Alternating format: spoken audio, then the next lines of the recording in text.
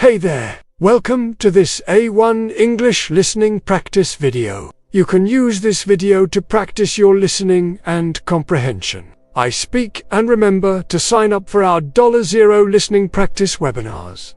I'll put a link in the description. Okay, before we start, let me give you some vocabulary to help you understand the story. Here are some words and phrases related to work and interviews. The first word is job. A job is something that you do regularly and often in exchange for money. For example, being a teacher or being a doctor is a job. The next word is resume. A resume is a document that lists your education, experience, and qualification. You usually give your resume to a potential employer. Next is interview. An interview is when a potential employer asks you questions to see if you are right for a job. Next is nervous. If you are nervous, you feel anxious or worried because something unpleasant might happen. Next is confident. If you are confident, you feel self-assured and know that you can do something successfully. Questions and answers are pretty straightforward. We ask a question and then we give the answer. The next word is boss. Your boss is the person who is in charge of you at work. So your boss is your superior. Next is company. A company is a business organization. For example, Google and Microsoft are companies. Now let's watch a short video. Now I am going to tell you a story about a young woman called Anna and her first job interview. This is a great story to practice all of the vocabulary we just learned, as well as past simple and present perfect tense. Let's listen. Anna had her first job interview on Monday morning. On Monday morning, she woke up bright and early. She wanted to make sure she looked professional, so she put on a nice suit, a shirt, and a tie. Then she took the train downtown to the office building. She arrived 10 minutes early, which is always a good idea. The reception area was small and nice. There was a couch, 2 chairs, and a table. Anna sat down on the couch and waited. She checked her phone and practiced some answers to common interview questions. She prepared several stories to talk about her skills and experience. 5 minutes later, a woman stood up from behind the desk. "Can I help you?" she asked. "Yes, I'm here for the interview," Anna responded. "Oh, you're the new applicant. Right, come with me," the woman said. She led Anna down a long hallway to another door. "This is the interview room," she said. "Just knock and go in," she added with a smile. Anna knocked on the door and walked into the room. "Hello," she said. "Hi, Anna. Have a seat," said a man. He was smiling. "So, Anna, why do you want this job?" he asked. "Well, this company has great values, and I want to be part of this team," Anna replied. She took a deep breath. "I'm also a hard worker, and I'm good at solving problems," she continued. "That sounds good," the man said. "Tell me about yourself," he continued. Anna smiled. She was ready for this question. "Well, I grew up in the city," she began. "I'm 22 years old, and I graduated from university last year. I have a degree in business management. In my free time, I like to read, exercise, and spend time with friends," she added. The man said. "Do you have any experience working with computers?" he asked. "Yes, I do," Anna responded. "In my last job, I used spreadsheets and presentation software every day," she said. "Good," the man replied. "Those are important skills." He thought for a moment. "Do you have any questions for me?" he asked. "Yes. Can you tell me more about the job?" Anna replied. "Well, your main responsibility will be assisting me," the man said. "You will schedule appointments, make phone calls, and help me with projects. Do you think you can handle that?" "Yes," Anna responded confidently. "I think I can handle it." The man smiled. "Well, Anna, you did very well," he said. "Thank you," Anna replied. "I enjoyed talking with you." "Me too," the man said. "I'll call you later this week with the decision," he added. "Okay, Thank you, Anna said as she stood up. Thank you for the opportunity, she added politely. It was nice to meet you, the man said as he shook her hand. You too, Anna replied. Have a good day, she added as she walked out the door. 2 days later, Anna checked her email. She had one new message. Subject, job offer. Anna clicked on the message. Dear Anna, we are happy to offer you the job. Please contact us to set up a time to start. Sincerely, ABC Company. Anna couldn't believe it. She got the job. She jumped up and down in excitement. She danced around her room while she read the email again and again. I can't wait to start, she said with a big smile. Now, let's answer some questions about the story. Write your answers in a comment. Don't forget to write in English. Number 1. What did Anna do on Monday morning? Number 2. Where did Anna's interview take place? And number 3. How did Anna feel when she found out that she got the job? If you liked this story, here's another similar story. Listen to this story about a job interview. Click here or check the link in the description. If you want to become fluent faster, try to use the expressions and vocabulary that we learned today. Remember, you can download the PDF with all of the vocabulary from this lesson by signing up for our $0 newsletter. Just click the link below. Now, let's review some grammar from this story. This is mainly present perfect tense and past simple tense. Present perfect is used to connect the past with the present. It shows the connection between the past and now. We use present perfect to talk about experiences and events that happened before now. You can form present perfect by using the present tense of have plus the past participle of the verb. For example, I've lived here for 10 years. Another example, she has worked for that company since 2010. Present perfect is often used with these time expressions such as since, for, and yet. I've known her since 2019. I've worked for this company for 5 years. I haven't met him yet. Now let's look at some examples from the story. I've never had an interview before. This sentence means Anna has not had a job interview before.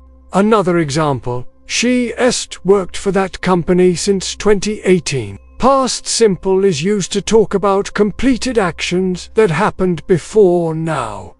To form past simple, you add ed to the verb. For example, she walked to school. He played basketball yesterday. Now let's look at some examples from the story. She entered the building and smiled at the receptionist. This sentence means that Anna entered the building and smiled at the receptionist. The action happened at a specific time in the past, so we use past simple tense. Now let's learn some polite ways to talk about feelings and reactions.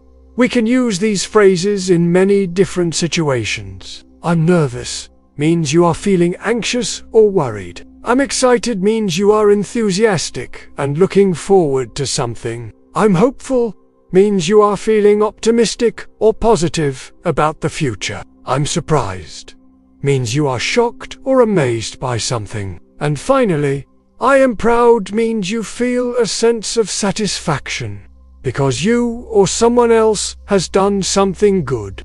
And finally, let's learn some useful verbs. These verbs are all related to applying for a job.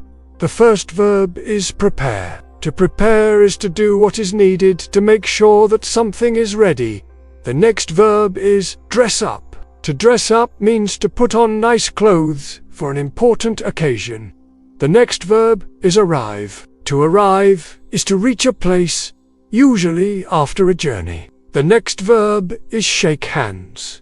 To shake hands with somebody is to do this. It's a way to greet somebody or say goodbye. The next verb is respond. To respond is to say or do something in reply to what somebody else has said or done. The next verb is smile. To smile is to do this. It shows that you are friendly and happy. And the last verb is get. To get is to receive something. For example, you can get a job, get an email, or even get married.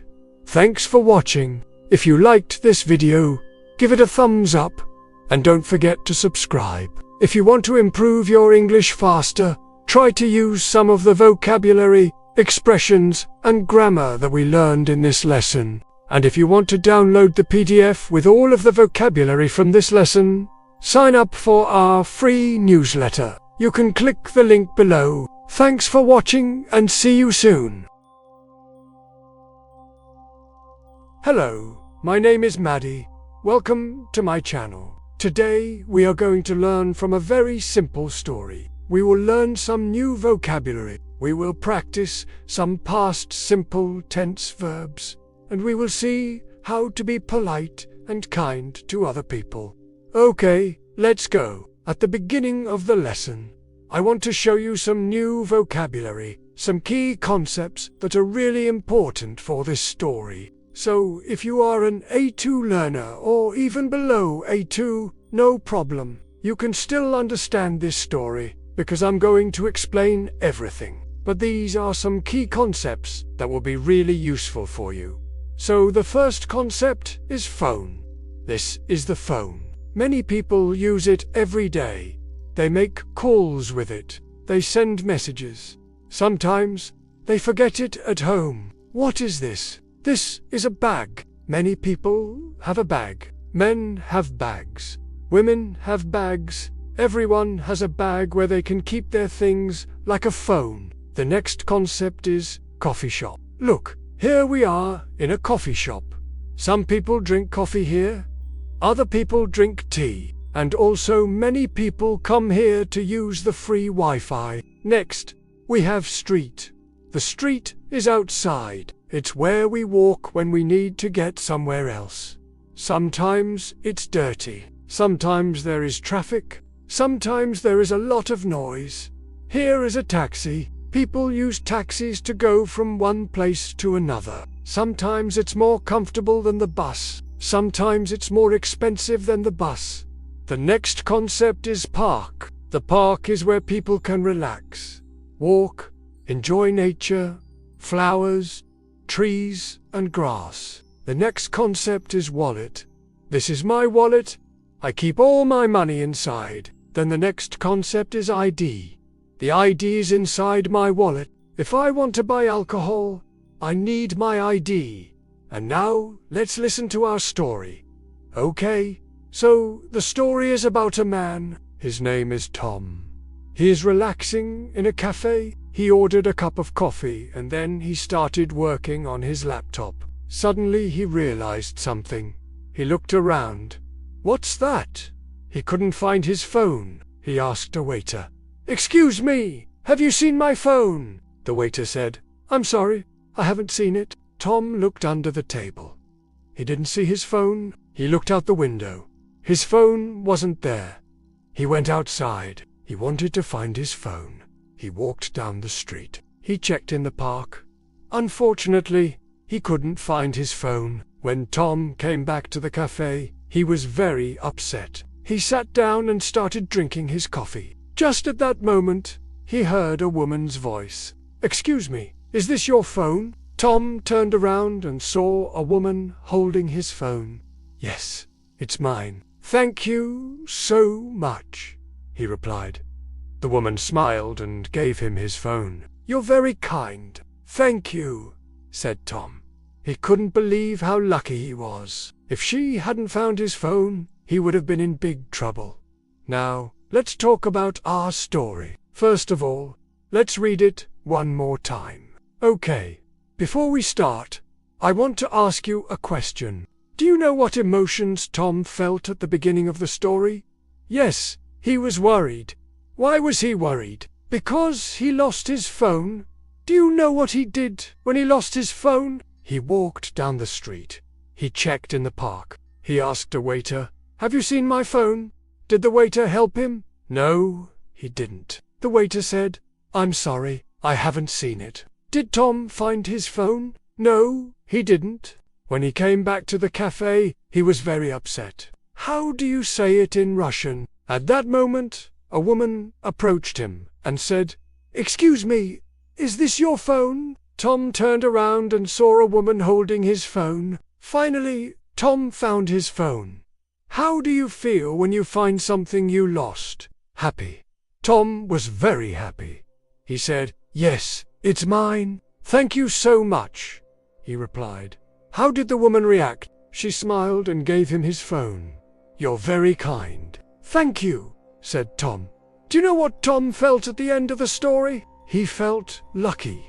Why was he lucky? Because the woman found his phone. If she hadn't found his phone, he would have been in big trouble. Let's talk about past simple tense verbs. At the beginning of the story, Tom was relaxing in a cafe. He ordered a cup of coffee and then he started working on his laptop. Suddenly he realized something. What's that? He couldn't find his phone. He asked a waiter, "Excuse me, have you seen my phone?" The waiter said, "I'm sorry, I haven't seen it." Tom looked under the table. He didn't see his phone. He looked out the window. His phone wasn't there. So we use the past simple tense to talk about completed actions in the past. Now let's talk about polite language. Do you remember the phrase that Tom used? He said, "Excuse me, have you seen my phone?" This is the most common way to ask someone for help. You can use it anywhere, anytime. It shows respect for the other person. Let us imagine that you are in the park and you see a little girl who has dropped her ice cream. You can say, "Excuse me, can I help you?" Another polite expression is "Thank you so much." When Tom got his phone back, he said, "Thank you so much." Or you can say, "You're very kind. Thank you." When someone does something nice for you, you can say, "You're very kind. Thank you." Now let's talk about feelings and emotions. Do you remember how Tom felt at the beginning of the story? Of course, he was worried. Worried means full of anxiety, full of worry. You can be worried about something or someone. For example, you can be worried about your exam. You can be worried about your friend. Tom was worried about his phone. Another emotion that Tom felt is happy. He was happy because he found his phone. You can also be surprised. You can be surprised about something, about some news, about some information. Can you say, "I was surprised"? No, you cannot. You should say, "I was surprised." You need to add the ed. The next emotion is tired. Tired means you need to sleep or rest. You can be physically tired or mentally tired. Mentally tired means you have been doing something for a long time. Your brain needs a break. Now, I'd like to talk about useful verbs. Lose something, find something, wait for something, sit somewhere, call somebody, smile, say something. These are basic verbs that we use every day. Do you know the synonym to the word lose? That's right. It's misplaced, to misplace something. To misplace something means to put something in a wrong place and forget where you put it. I often misplace my keys. I usually leave them on the table. I don't put them in my bag. That's why I often can't find my keys. And now I'd like to give you some homework. Write 3 sentences about yourself using the past simple tense. For example, yesterday I walked my dog, or last weekend I visited my grandparents. Write 3 sentences and send them to me on social media. Okay, our lesson is over. Thank you so much for being with me today. If you enjoyed this video, hit the like button and subscribe to my channel. See you soon. Bye. Hi there, this is your English teacher, and today I've prepared a very special video for you. We go into practice our reading skills with this wonderful story and work on some advanced techniques together. At the end of the video, I'll also tell you what makes this text so special and how you can use its unique features in your own speaking and writing. So let's get started. An old wooden chest lay in the corner of Clara's attic bedroom. Holding on to memories like a life raft, Clara was sorting through some of the contents of the house her parents had left for her. When she found a small box tucked away in one of the drawers, the box contained stacks of letters tied together with faded ribbon. The majority of them were addressed to her. some even bearing her name in her mother's elegant looping script. Others were simply initialed or left blank. A sense of foreboding washed over Clara as she realized the sender of these letters would soon become known only to the worms. She carefully peeled away the tape and removed the top letter. The neat edges and perfect penmanship were not her mother's, they were her sister's. The date was nearly 10 years old. "To my dearest Anna," it began, and then came sentences filled with regret and longing. Clara's breath caught in her throat. This wasn't just any letter. It was one she knew intimately, having read it hundreds of times in her head.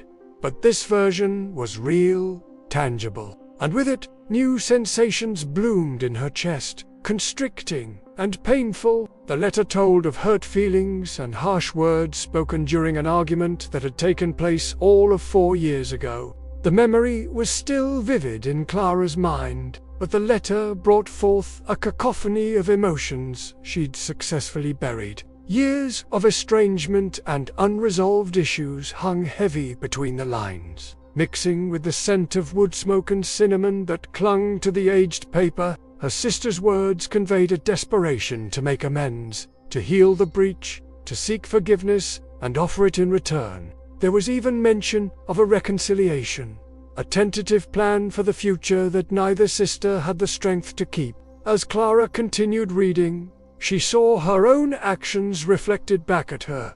Stark and unforgiving, the words were like shards of glass, painfully sharp and impossibly beautiful. She could feel the weight of them pressing against her chest, threatening to suffocate her. Had she been so blind as to not see her sister's perspective? What had driven Anna to such bitterness? And was that bitterness now directed at her? Clara's throat tightened as tears pricked at her eyes. Was this letter a confession of sorts? An admission of guilt? Or was it a cry of anguish from a soul too burdened to carry on? With trembling hands, Clara reread the closing lines, searching for answers, for understanding, for closure. The letter ended without a signature, merely a wishful postscript. If I had spoken those words, perhaps things would have turned out differently. As if sensing her sister's presence, a sudden gust of wind rattled the window panes. Startled, Clara looked up to see a lone leaf spiraling down from the maple tree outside. Its vibrant red a stark contrast to the grey sky above. With a sigh, she folded the letter and placed it back in the box. Some wounds, she realized, run deeper than we care to admit, and some letters are best left unsent. Now, let's discuss what makes this story so special. First of all, this text is rich with advanced vocabulary and figurative language. For example, we have the word estranged, meaning no longer on friendly terms. You might think of a family that used to be close but grew distant over time. The word unresolved means not solved or not settled, like an argument that never had a clear ending. Then there's the word redemption, which means the action of being saved or the act of saving yourself. Think of a person who makes amends for a mistake or does something good after doing something bad. Next, we have the word bitterness, which refers to a feeling of resentment or anger because of unfair treatment. And finally, closure, which means a feeling of satisfaction that you get when something that has been uncertain is resolved. There are also several interesting metaphors throughout the story, such as the opening line, "An old wooden chest lay in the corner of Clara's attic bedroom, holding on to memories like a life raft." This metaphor compares the chest full of letters to a life raft, which is something that saves you and keeps you safe. The story also uses irony, which is a literary device where the opposite of what is expected to happen actually happens. For example, the letters that Clara finds are supposed to be reminders of sad events and painful memories, but they actually help her open up and reflect on her past. Additionally, there's internal monologue, which is a technique where the thoughts of a character are shown directly to the reader. In this story, we see Clara's thoughts as she reads the letter from her sister. Finally, there's symbolism, which is when an object or an action stands for something beyond its literal meaning. In this story, the letters themselves are symbolic of the relationship between the two sisters. When we look at grammar, this story is a great example of using the past perfect plus mixed conditionals. For example, if she had sent that letter, perhaps things would have turned out differently. The past perfect tense is used to describe an action that happened before another action in the past. Mixed conditionals are used to talk about the connection between the past and the present or future. In terms of syntax, the author uses em-dashes, which are longer lines with a shorter end line, as well as semicolons to create a sense of hesitation or a pause in thought. Stylistic punctuation is also used to emphasize certain parts of the story. For example, the author writes, "Her sister's words conveyed a desperation to make amends, to heal the breach, to seek forgiveness and offer it in return." There was even mention of a reconciliation, a tentative plan for the future that neither sister had the strength to keep. Here the author uses commas to create a list of actions that convey the emotions the characters are experiencing. This helps the reader understand the intensity of the situation. Additionally, the author uses inversion to emphasize certain phrases. Inversion is when the normal word order of a sentence is reversed. For example, never had she felt more uncertain. The tone of the story is also worth noting. The author does an excellent job of creating a subtle shift in mood, from regretful and bitter to introspective and mournful. All of this contributes to a powerful story that stays with the reader long after finishing. This is a great story to use if you want to improve your reading skills and expand your vocabulary. You can also use it to practice expressing subtle emotion, both in speaking and writing. It's a good idea to write a reflective text, like a diary entry or a personal narrative, trying to capture the same emotional depth and tone as the story. You can also use the story to practice discussing more abstract ideas like forgiveness, emotional silence, or the weight of words never spoken. The story also offers a great opportunity to explore figurative language and literary devices in greater depth. Hello everyone! In today's advanced level English listening and speaking lesson, we're going to explore this psychological story about obsession, perception, and hidden fear. And as always, I've written a bunch of notes for you guys to practice your speaking skills after listening to the story. Okay, let's get started. One day in late November, as I walked through the park near my house, I saw an old woman sitting on a bench. The woman looked sad. Her eyes were red and she kept wiping tears from her face with a tissue. It was cold and windy outside, and she was wearing a thin coat, so I decided to walk over and talk to her just to see if everything was okay. But when I got closer, I realized it wasn't. When the woman saw me, she quickly wiped away her tears. She forced a smile and said, "Everything's fine, dear, don't worry about me." But I could tell something was wrong. Her hands were shaking. She looked very tired and her voice sounded weak. Plus, her skin seemed pale and unhealthy, almost gray. Although I didn't know the woman, I asked her if she needed some help. At first, she tried to refuse, but I insisted, and then she finally told me that she couldn't get up from the bench. "I can't move," she explained. "My legs are heavy and stiff. I think I might have hurt myself." Now, even though we'd never met before, I felt sorry for the old woman. So I sat down next to her on the bench and introduced myself. "My name is not important," I said. "But what's your name?" "Elizabeth," she whispered, then fell silent. As I sat there talking to Elizabeth, I noticed something strange. She kept staring at a house across from the park. A big, beautiful house with tall walls and iron gates. It looked empty. The windows were dark and dirty. The grass around it was overgrown and weeds had completely covered the path leading to the front door. I mean, it looked abandoned and creepy, so I asked Elizabeth why she was looking at the house. "Do you know the people who live there?" I wondered out loud. "Oh no!" Elizabeth suddenly said loudly, snapping me out of my thoughts. "I don't know them. I don't know anyone here anymore." Then she started crying again. Of course, I was curious, but I didn't want to make Elizabeth uncomfortable, so I just asked if everything was okay. She looked at me for a moment, then sighed and said, "No, it's not okay. That house belonged to my family, but it's been empty for years. No one lives there now." She paused, then added in a low voice, "Not since he left." Just then, a man came running towards us, calling my name. "There you are," he said, breathless. "I've been looking everywhere for you." "John," I replied, "what are you doing here? How did you find me?" "I followed you," John said bluntly. "I'm sorry, but I can't allow you to talk to strangers, especially those people."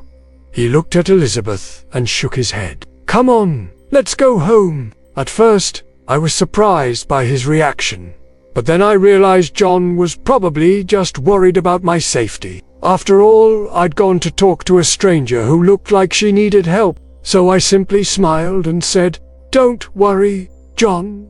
I'm okay. This woman is fine. We're just having a nice chat." He glanced at Elizabeth again, then turned back to me. "We need to leave," he insisted. "It's getting dark. You know how much your mother worries when you stay out too long." And at that point, I knew there was no reason for me to keep talking to Elizabeth. My boyfriend was clearly uncomfortable, so I apologized and told her it was nice meeting her. Then I stood up, helped Elizabeth to her feet and asked John to take her home. However, as we began to walk away, I heard Elizabeth shout, "Thank you for coming, dear. You gave me hope for a moment." I paused and turned around. Hope for what? I wanted to ask, but John grabbed my arm and pulled me away. Then, although I really wanted to, I didn't dare ask John about Elizabeth or the mysterious house. As we drove home, I tried to forget about her, but her words kept echoing in my mind. "You gave me hope for a moment." Hope for what exactly? I know that whenever I feel anxious or nervous, John tries to distract me with food, so I agreed to stop for pizza on the way home. While eating, I tried to focus on my meal, but it was hard. Elizabeth's sad eyes and mysterious words kept popping into my head. Afterward, as we watched TV, I couldn't help but wonder about the lonely old woman sitting in the park. Was she dangerous? Why did she remind me of a character in one of my horror movies? And why was John so afraid when he saw her? All these questions made me even more curious about Elizabeth. The next day, while walking to work, I passed the same park, but even though I searched everywhere, I couldn't find Elizabeth. On my lunch break, I went back to the park, but I still couldn't find her. I walked around, hoping to catch a glimpse of her, but I didn't see her anywhere. Later that afternoon, I found myself standing in front of Elizabeth's house. It looked even creepier up close, like a giant dark beast waiting to swallow anyone who got too close. I stood there for a few minutes, but then I continued walking. On my way home, I stopped by the park again. I hoped Elizabeth would be there, but once again, I was disappointed. Suddenly, I bumped into a neighbor. "Excuse me," she said, then asked, "Are you looking for someone?"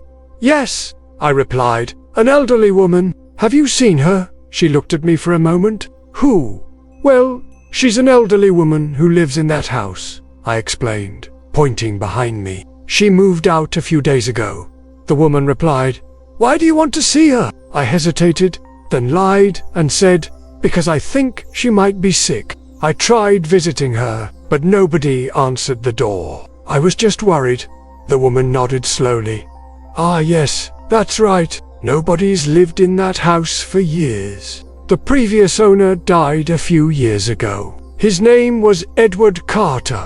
a brilliant scientist who specialized in, of all things, human perception. Some say he was obsessed with understanding how the human brain interprets reality. Others claim he was researching ways to control people's minds. At that point, I felt a chill run down my spine, and I couldn't help but think that Elizabeth might not have been an ordinary old woman. But before I could question the woman further, she turned and hurried away. So I raced home, eager to share my new discoveries with John.